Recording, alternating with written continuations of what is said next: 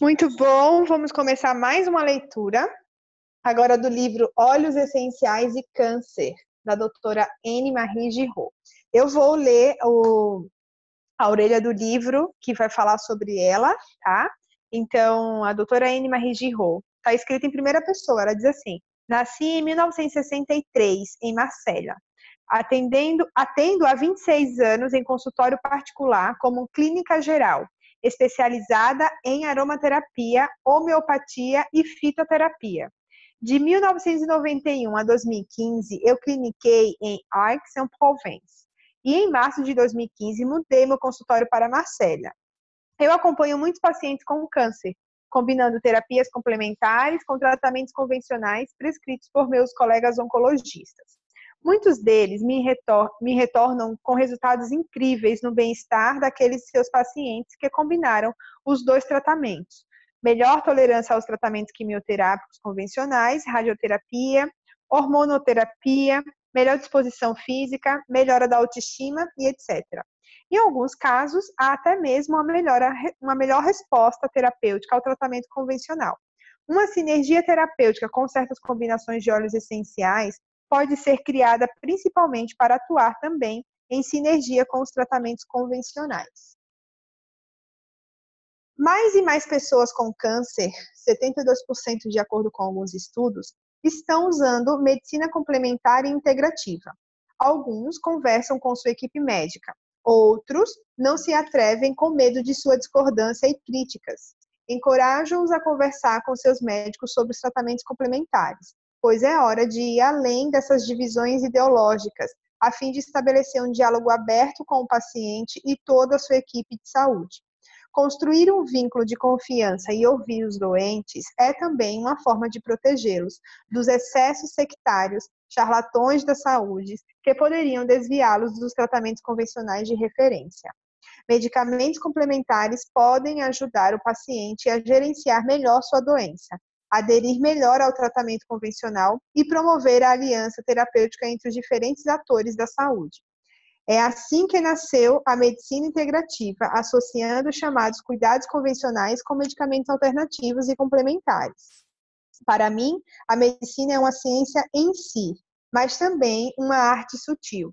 Podemos abordar a doença e o paciente sob os diferentes ângulos de visão e, como o pintor que usa sua paleta de cores para fazer sua pintura, o médico pode usar várias terapias para tratar o seu paciente.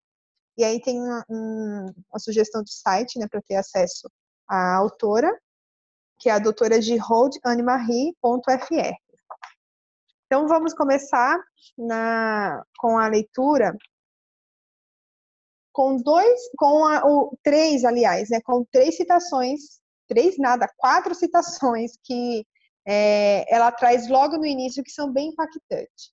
Então, a primeira, ela diz assim: os grandes espíritos são como faróis. Quanto mais isolados, mais eles lançam luz. Quem disse isso foi Jean Napoleon Vernier.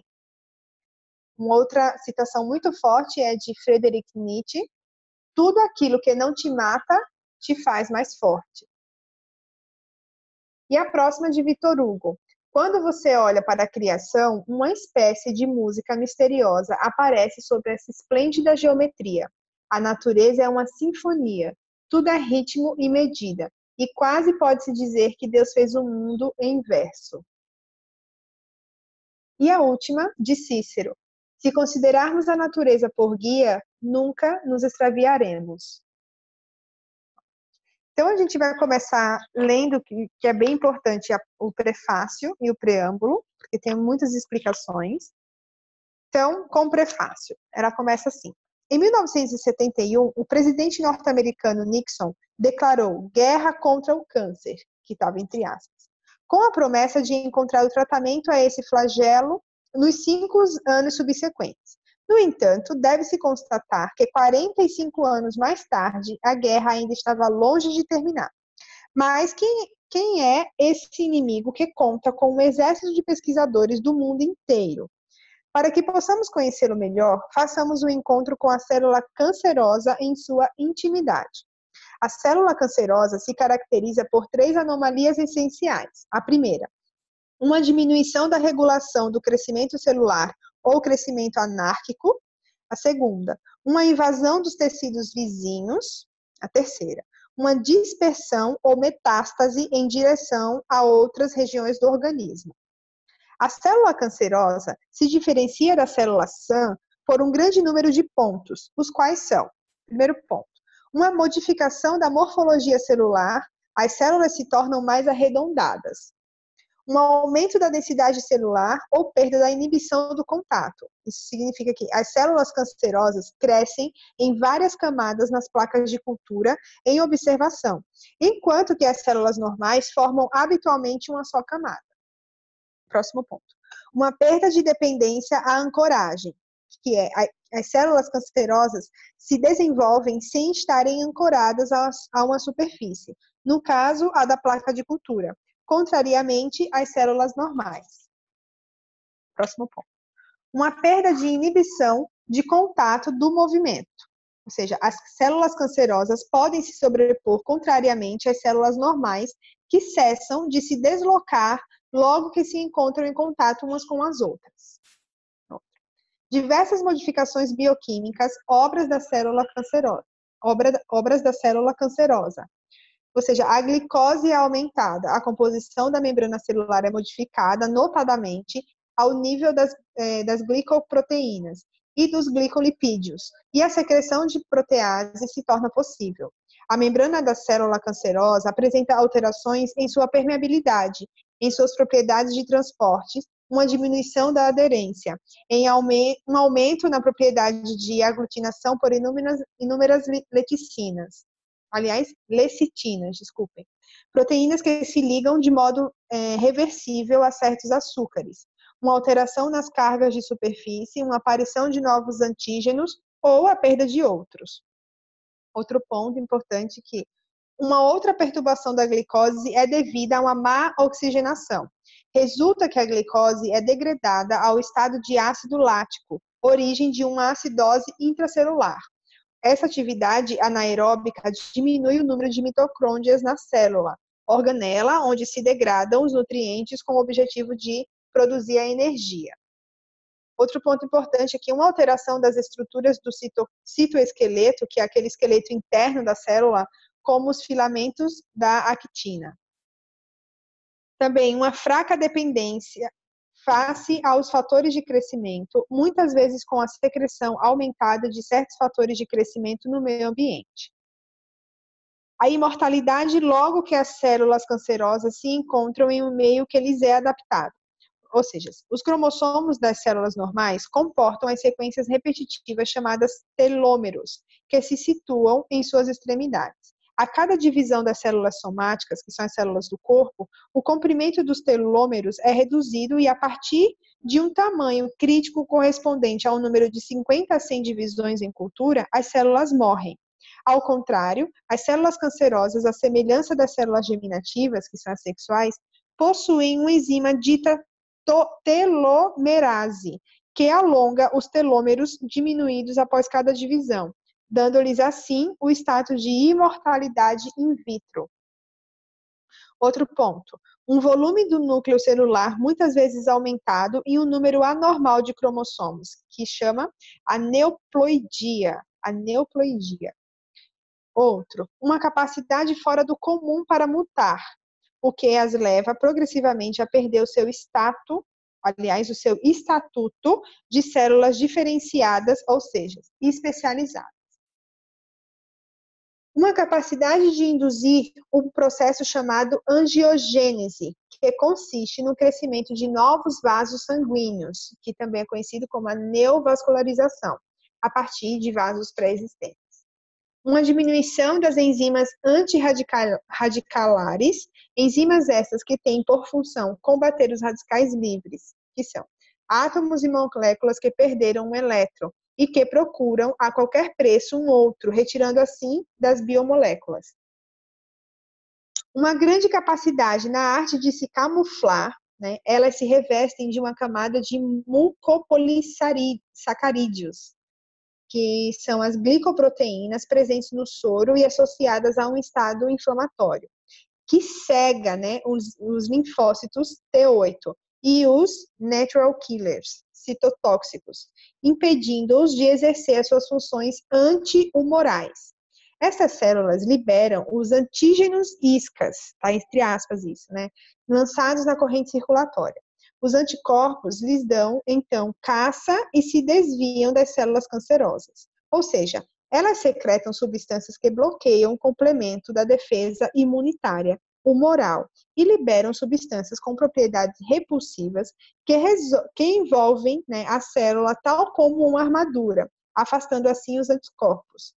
Enfim, certas células cancerosas, fortemente não diferenciadas, são capazes de contrair seus antígenos de superfície e de os camuflar no interior do citoplasma, longe da vigilância dos anticorpos. A compreensão desses mecanismos justifica o termo malignidade. Um outro ponto, o bloqueio do mecanismo de apoptose. Esse é um suicídio celular programado no caso de uma célula mutante. Através desse processo, as células iniciam a sua autodestruição em resposta a um sinal.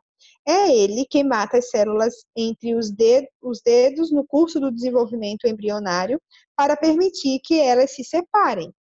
A apoptose também está igualmente implicada na eliminação das células mutantes pré-cancerosas que foram submetidas a vários danos irreparáveis de seus ADN. Esta última eliminação para limitar a aparição de cânceres. Seguindo. As anomalias e diferenças são tais que a única reação da medicina frente a essas manifestações foi de enfrentar, seja através do bisturi, que é a cirurgia, seja com armas destrutivas massivas citotóxicas, que é a radioterapia e quimioterapia, todos esses tratamentos visando erradicar até a última célula inimiga. Como em qualquer guerra, infelizmente há danos colaterais. Esses incluem, entre outras coisas, o envolvimento de células saudáveis, perda do cabelo, anemia, náuseas, vômitos, diminuição da defesa imunológica, que leva a ocorrências de infecções frequentes e graves, queimaduras e aftas pós-radioterapia, fadiga intensa, trombocitopenia, que é a queda das plaquetas sanguíneas, distúrbios intestinais e etc. Esses tratamentos podem causar a radioresistência ou quimiorresistência. No caso da quimiorresistência, por exemplo, as células cancerosas podem produzir de forma amplificada uma P-glicoproteína, tá? Então, eu vou ler. P-glicoproteína, vinda de permeability glycoprotein. Que é essa proteína, assim, que rejeita a quimioterapia. Então, vamos ler uma nota sobre a P-glicoproteína, que tem aqui. A P-glicoproteína, ou atualmente, o nome dela é ABCB1 170KD, é um transportador ABC típico que nos seres humanos é o mais estudado dos transportadores. P em PGP, que é a permeabilidade, né, entre os transportadores conhecidos, uma vez que demonstra inúmeras interações com drogas farmacêuticas. Vou seguir a leitura. Algumas células de pseudopódios, descobertas por Masoud Michachi, um pesquisador de Paris, chamadas HOP cells, que vêm da diferenciação de células-troncos da medula óssea, são capazes de aglutinar as células cancerosas, formando verdadeiros escudos de proteção contra a chegada dos produtos utilizados. Os tumores induzidos in vivo por uma injeção de HOP cells e de células provenientes de uma adenocarcinoma ovariano, né? Vou ler novamente aqui. Provenientes de um adenocarcinoma ovariano humano, tiveram aumento na sua microvascularização, sugerindo que os HOP cells favorecessem a progressão do câncer através de sua ação na angiogênese. Certos dogmas ainda presentes na oncologia oficial orientam para essa medicina de guerra, mas não se poderia vencer o inimigo sem mobilizar armas tão pesadas, correto? Vamos rever rapidamente alguns desses dogmas mais tenazes. Então, o primeiro dogma que existe é: A célula cancerosa não pode voltar a ser normal. Na década de 1980, o hematologista francês professor Laurent Degos, em colaboração com o professor Wang Zhenhui, que é decano da Faculdade de Medicina de Xangai, mostra que células cultivadas e advindas de uma leucemia aguda, a promielócitos, tornam-se normais novamente se a elas for adicionado ácido retinóico, uma substância derivada da vitamina A. Essa forma de leucemia, que causa a morte por hemorragia, é devida a uma ruptura cromossômica. Essa ruptura perturba o receptor de ácido retinóico, que começa a funcionar mal, bloqueando o glóbulo branco em sua maturação, transportando-o em uma célula leucêmica. Geralmente, os receptores celulares estão na superfície da célula, enquanto que o receptor de ácido retinóico está localizado no núcleo e ligado ao ADN, próximo de certos genes. Assim que o receptor entra em contato com esse ácido, ele transforma o gene inerte adjacente em um gene ativo, que sintetiza produtos que originam a maturação completa do glóbulo branco.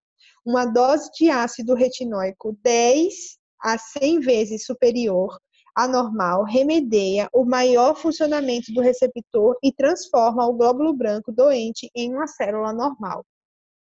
Pela primeira vez, o dogma da irreversibilidade cancerígena foi, portanto, derrotado. Fala-se de reversão celular. Então, como Lao Tse diz, pode-se ganhar sem lutar. O segundo dogma, o conceito de terreno, tal como entendido pela naturopatia, não intervém na patologia cancerígena. O que é terreno? O terreno é um conjunto de processos físicos, químicos, fisioquímicos e biológicos que obedecem à regulação geral do organismo, propriedade fundamental da matéria viva. O terreno canceroso, nos seus aspectos físico-químicos, depende de vários fatores. A oxigenação das células, o pH, o grau de oxidação ou redução, que é o RH2, a resistividade, P, que são as faculdades relacionadas com o grau de mineralização, de se opor à passagem da corrente elétrica, né?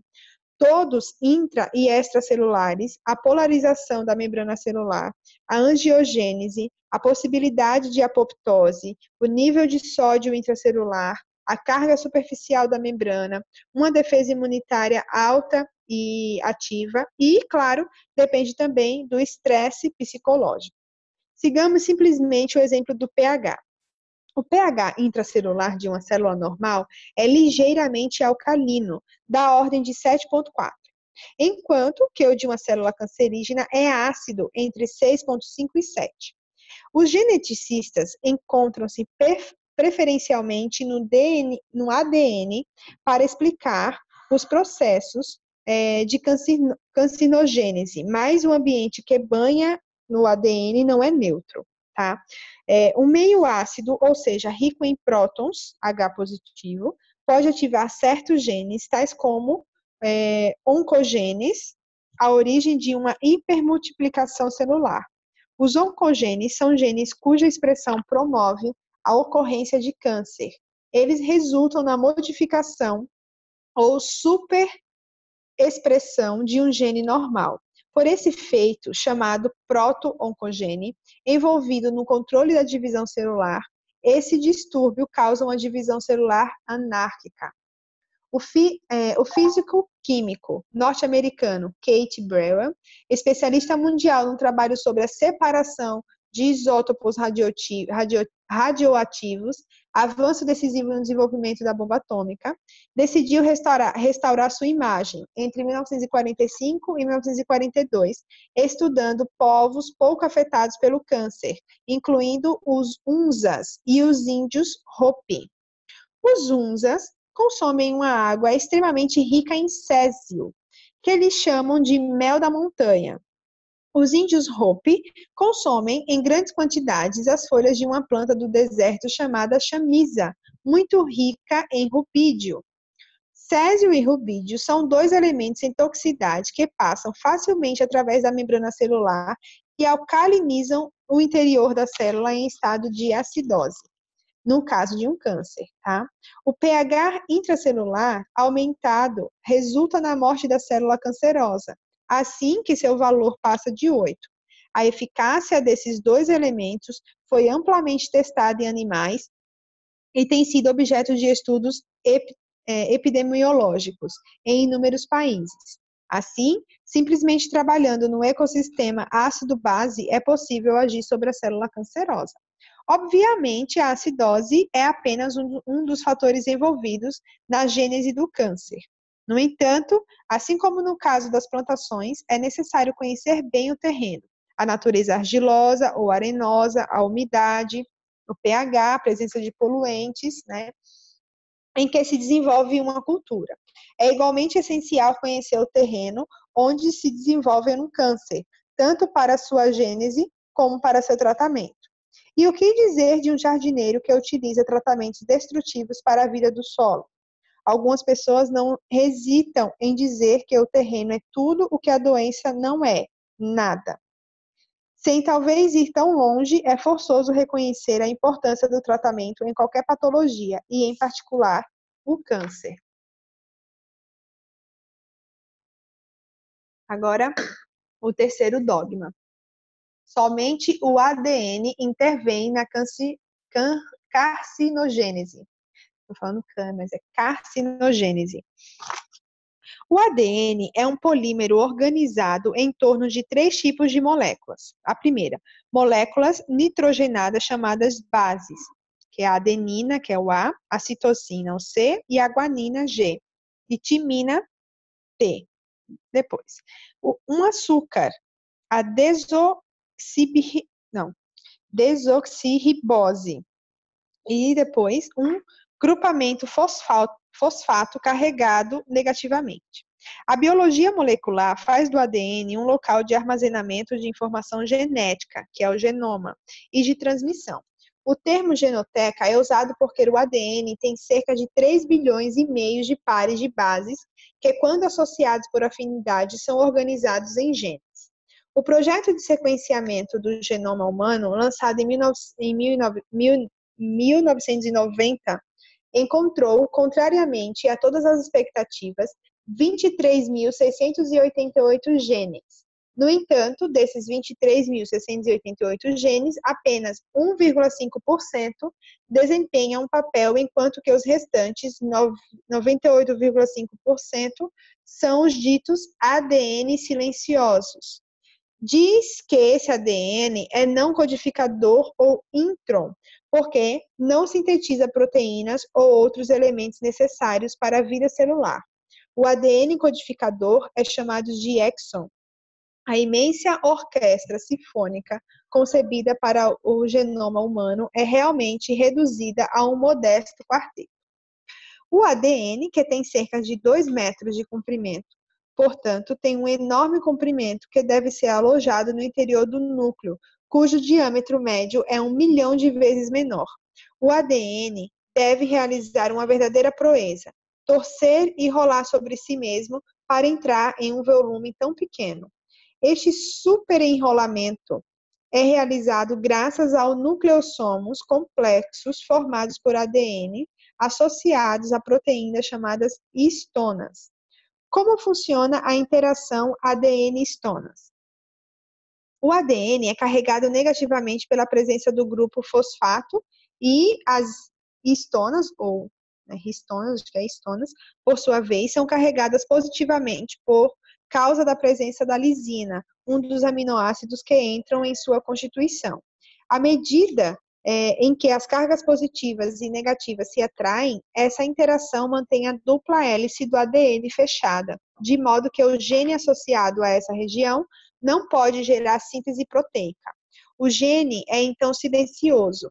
O ADN se abre assim para que uma carga negativa suplementar é adicionada às lisinas das histonas, sob a forma de um grupo acetila, que é o C, menos C igual a OCH, ou seja, menos carbono é igual a oxigênio, carbono e hidrogênio, tornando-as assim eletricamente neutras. O gene pode então sintetizar uma proteína e é chamado de operante. As histonas associadas a um gene também podem receber um grupo de carbono negativo, hidrogênio, não eletricamente carregado, chamado de metila, que se liga igualmente à citosina dos pares de bases, CG do ADN do gene. A presença desse grupo em grande número aumenta a afinidade do ADN histona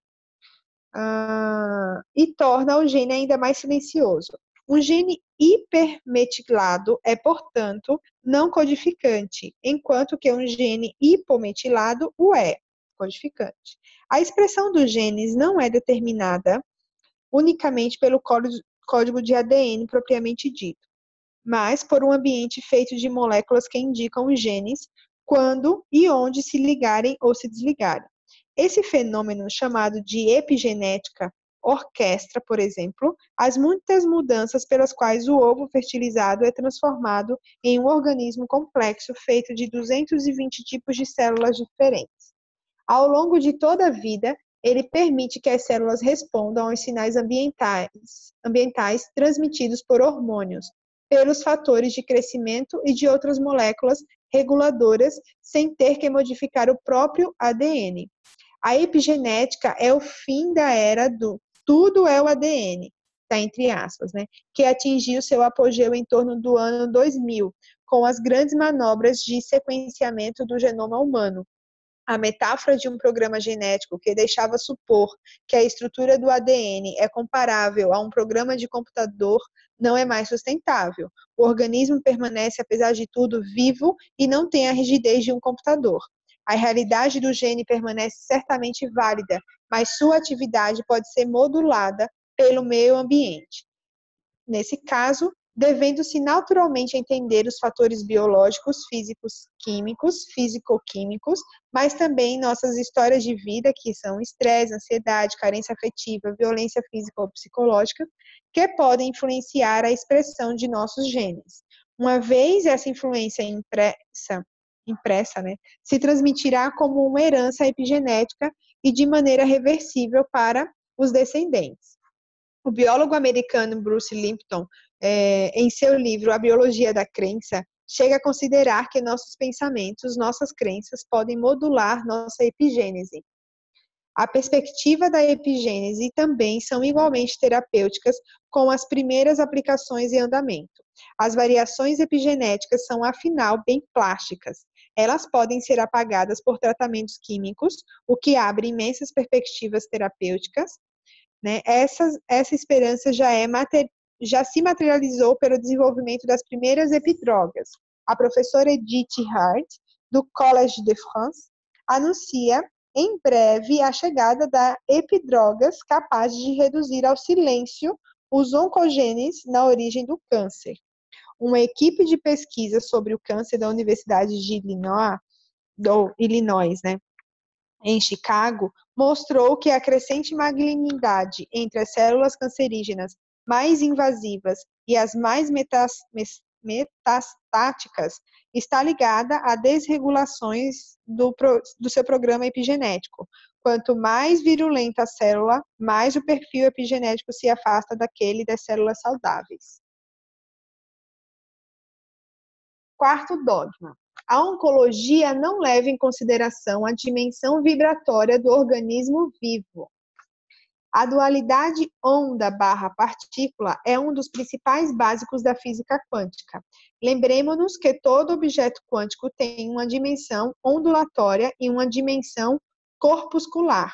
Por muitos anos, considerou-se que apenas no mundo atômico tinha essa dimensão ondulatória. Na década de 1990, os teóricos Wolfgang Zurek, James Huttell, Dieter Zen, Roland Omnes e Murray Gell-Mann, entre outros, desenvolveram até mesmo a chamada, entre aspas, teoria da descoerência, que justifica a ausência de uma dimensão vibratória e de um comportamento quântico para todo o sistema macroscópico, como moléculas e biomoléculas, para somente citar esses exemplos. No entanto, os trabalhos de Zelinger e Arndt, em 1999, mostram que, embora o bom tamanho embora de bom tamanho, aliás, a molécula de fulereno, que é 60 átomos de carbono, organizada em 360 prótons e o mesmo número de nêutrons e 360 elétrons, exibe um comportamento vibratório sem ambiguidade. Após a descoberta da dimensão vibratória do mundo atômico, a ciência começa a descobrir o mundo molecular, que é a associação de átomos. E alguns biofísicos exploram a dimensão vibratória do mundo celular.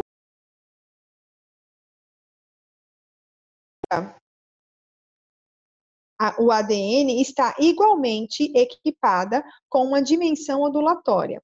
A capacidade de emissão luminosa ou de biofótons do ADN foi posta em evidência pelos trabalhos de Fritz Albert Popp.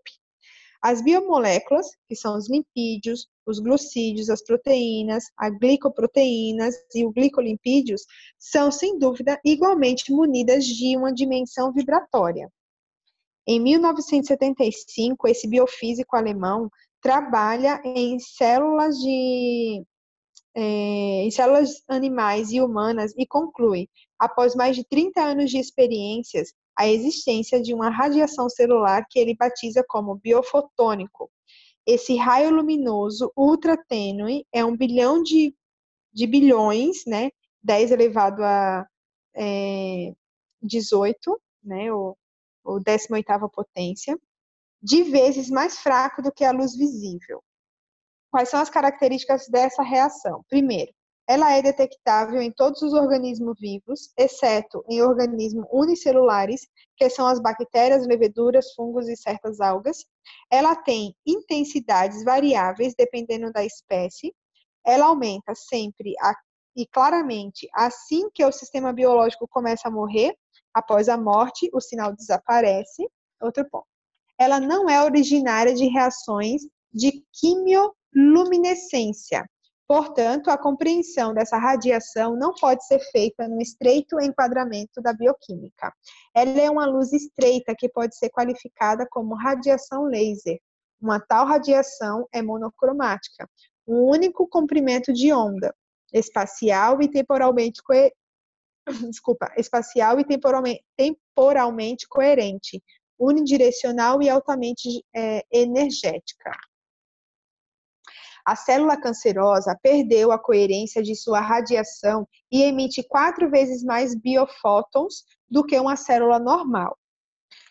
Os trabalhos de Popp podem resolver certos enigmas de carcinogênese química. Moléculas tais como o amianto, o benzeno e alguns corantes específicos podem ter um papel no desenvolvimento de alguns tipos de câncer. A estrutura dessas moléculas danifica o ADN e provoca erros na sua composição, de tal forma que a célula é capaz de desenvolver um câncer, entre eles o 3,4-benzopireno, encontrado nos gases de escape de motores de combustão e na camada escura sobre a superfície de carnes grelhadas.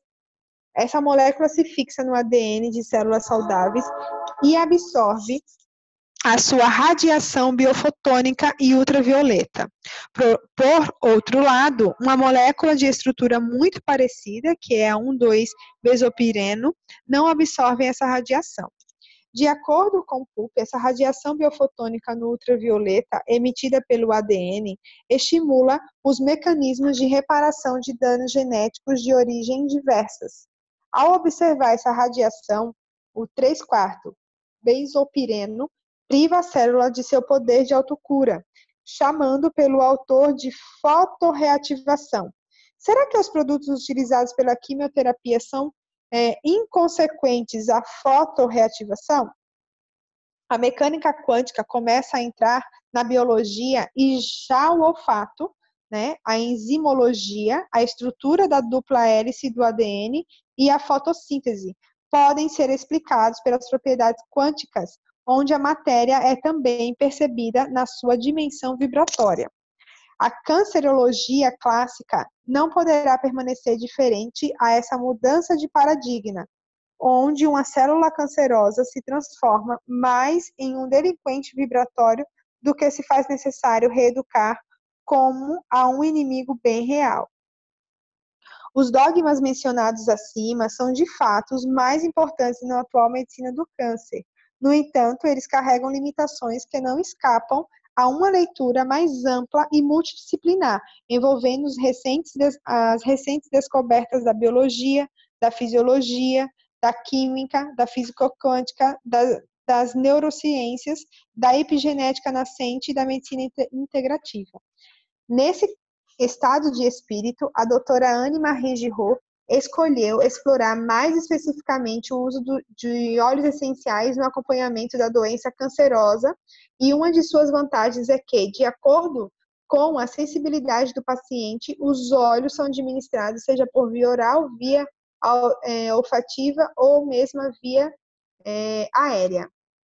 Alguns óleos essenciais são capazes de usar as frequências das células cancerígenas e de reforçar o terreno do paciente, de acalmar os efeitos colaterais dos tratamentos pesados, tais como os endemas, as fadigas, perda do paladar e do olfato e a constipação.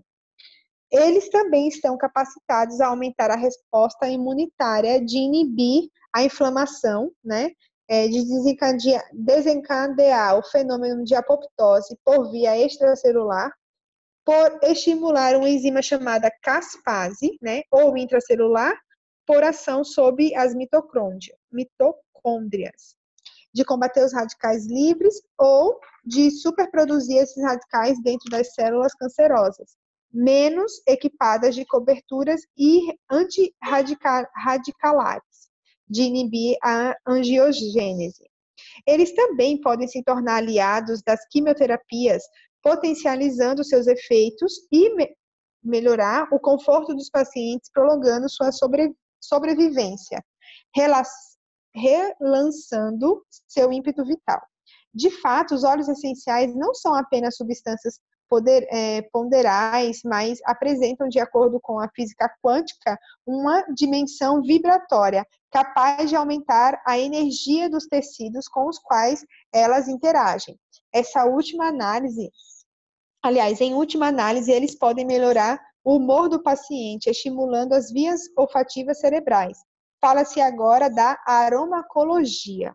A doutora Anne-Marie Giraud, através de sua prática de 18 anos, baseados no tratamento de mais de 5.000 pacientes cancerosos, inaugura uma aliança sólida entre a medicina alopática e a medicina integrativa.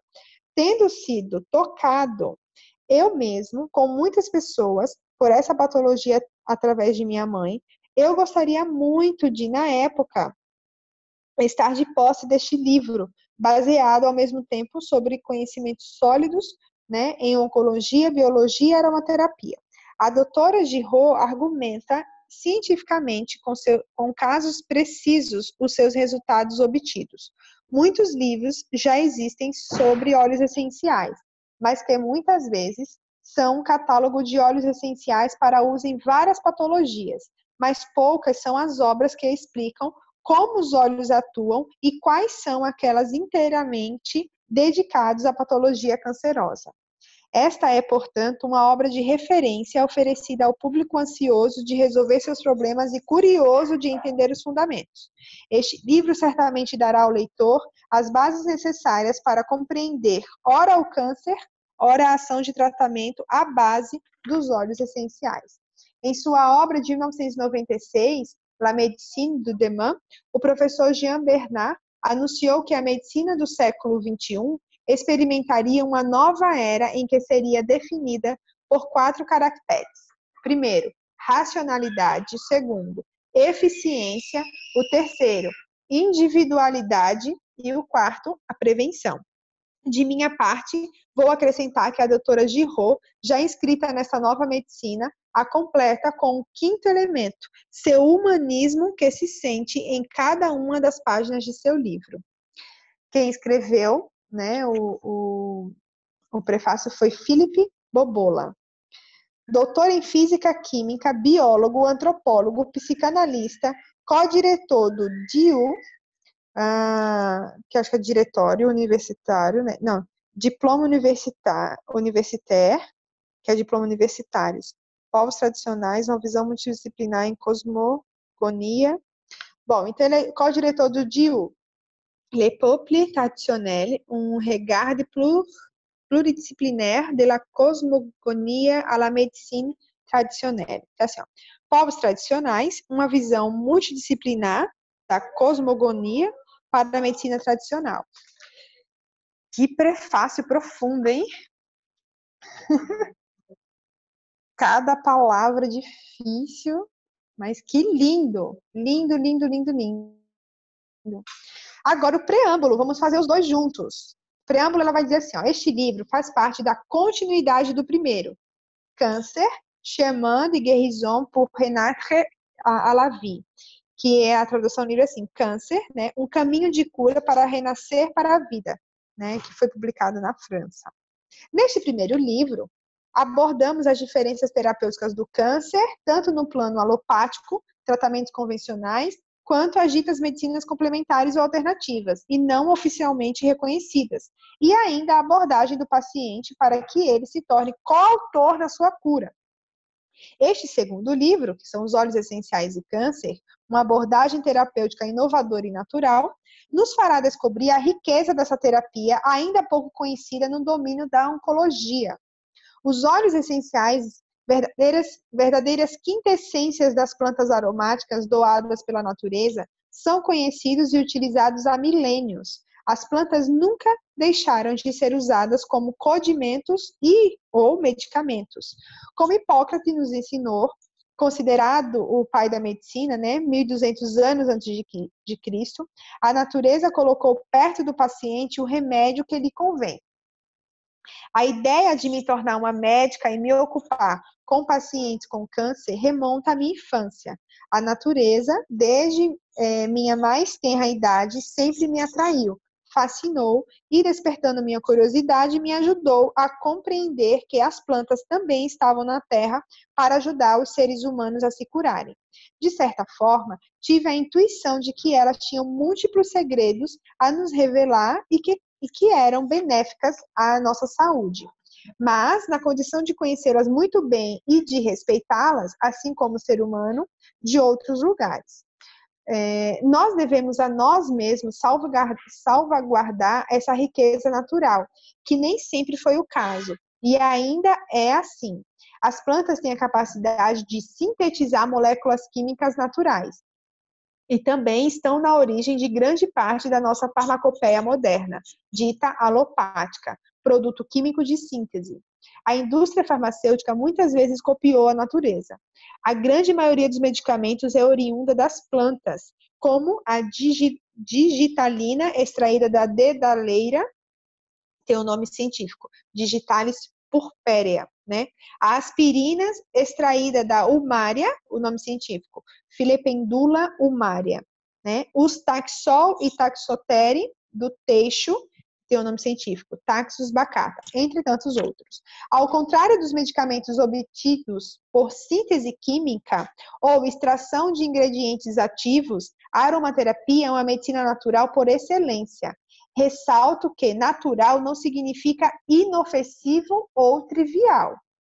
A prescrição de óleos essenciais deve ser feita por profissionais sérios, médicos, farmacêuticos e aromaterapeutas qualificados, treinados em aromaterapia. A ingestão, como a automedicação, pode expor a incidentes, às vezes com consequências pesadas. No entanto, se os óleos essenciais compostos por moléculas químicas voláteis, odoríferas, são usados corretamente, eles podem ser dotados de uma riqueza terapêutica insuspeita, atuando no físico, no mental, no emocional e no espiritual. Suas aplicações terapêuticas são bastante interessantes, incluindo a oncologia. Foi no ano de 1995, ou seja, 4 anos depois de minha iniciação em prática liberal, que descobri o poder da ação terapêutica dos óleos essenciais e a sua eficiência notável através das suas primeiras aplicações contra patologias infecciosas. Isso me trouxe o conforto necessário para aprofundar minhas pesquisas sobre os benefícios dos óleos essenciais. E foi a partir de 1998 que comecei a constatar os efeitos altamente positivos da aromaterapia nas patologias cancerígenas. Não há nenhuma razão de se opor o todo químico hoje ao todo natural. Pelo contrário, uma vez que a combinação dos dois, terapêutica convencional e aromaterapia, proporciona uma nova orientação benéfica para o tratamento do câncer e também do paciente. Este que ainda é frequentemente esquecido porque, em geral, se trata apenas a doença, esquecendo-se de todas as limitações relacionadas a ele e aos tratamentos. As substâncias químicas sintéticas permitiram melhores resultados que foram reconhecidos por todos, né, nesses últimos anos. Esses tratamentos alopáticos disponíveis hoje são de uma eficácia inegável, porém, ao custo de grandes sacrifícios. Por um lado, para a nossa seguridade social, como drogas anticancerígenas cada vez mais caras, e por outro lado, né, para o paciente, com efeitos secundários causados pelos tratamentos por quimioterapia, radioterapia, terapia hormonal, e ainda com um risco iatrogênico. O que é isso, né? Vou ler a explicação, tá? A iatrogenia é definida pela Organização Mundial da Saúde em 1969 como toda resposta nefasta e que não foi buscada por um medicamento, advinda de doses utilizadas no homem por um fim, aliás, com um fim de profilaxia, diagnóstico e tratamento. Já não é sem tempo de parar todas essas disputas estéreis contra as medicinas complementares, onde se inclui a aromaterapia, bem como as acusações infundadas de excessos sectários, pseudociências e obscurantismo sobre esse tipo de terapia. Como o Dr. Arthur de Vevey nos diz, infelizmente, o ceticismo é muitas vezes a marca da ignorância e da vaidade insolente. Os óleos essenciais têm um futuro promissor e podem ser considerados uma terapia inovadora graças ao patenteamento de suas aplicações terapêuticas, inclusive na oncologia. A pesquisa deve ser continuada e é indispensável para melhor compreender todos os mecanismos de ação que entram em jogo. A estrutura de um óleo essencial, tanto no modo bioquímico quanto no modo vibratório, é complexa e, como resultado, nunca possui uma única propriedade terapêutica, mas sim muitas e em diferentes níveis. Existem possibilidades de energia entre diferentes associações de óleos essenciais, mas também de potencialização de resultados positivos, igualmente com tratamentos convencionais, o que permite trazer um bem-estar para o paciente. Depois de ter seguido por mais de 18 anos em uma prática liberal, mais de 5.000 pacientes com câncer, vi alguns resultados muito encorajadores, compartilhados com meus colegas oncologistas. Eu queria testemunhar que a aromaterapia e os tratamentos oncologistas... desculpe. E os tratamentos alopáticos, perdão, vou ler novamente a frase. Eu queria testemunhar que a aromaterapia e os tratamentos alopáticos oferecem novas possibilidades terapêuticas com diferentes modos de ação, certamente mais que se complementam ou até se potencializam.